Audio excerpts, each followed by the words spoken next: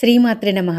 దేవతల కార్యం కొరకు చైతన్యం అనే అగ్నిగుండం నుండి అవతరించిన లలిత అమ్మవారి సహస్రనామాలకు తెలుగు అర్థం చెప్తున్న నేను, వింటున్న మీరు అందరము అమ్మ ఆజ్ఞానుసారమై ఇక్కడ చేరుకున్నాము. ఇప్పుడు 6వ శ్లోకం. వదనస్మర మాంగళ్య గృహతోరణ చిల్లికా వక్త్రలక్ష్మీ పరీవాహ చలన్మీనాభలోచన. అంటే అమ్మ ముఖము మన్మధుని యొక్క గృహం.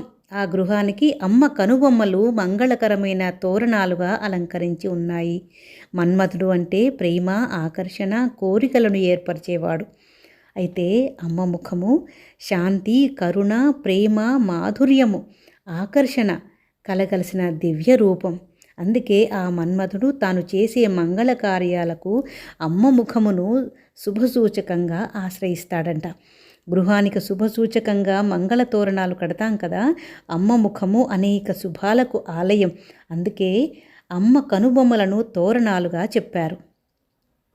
వక్త్రలక్ష్మీ పరీవాహ అంటే అమ్మవారి ముఖకాంతి ఒక నదీ ప్రవాహంలా ఉందంట.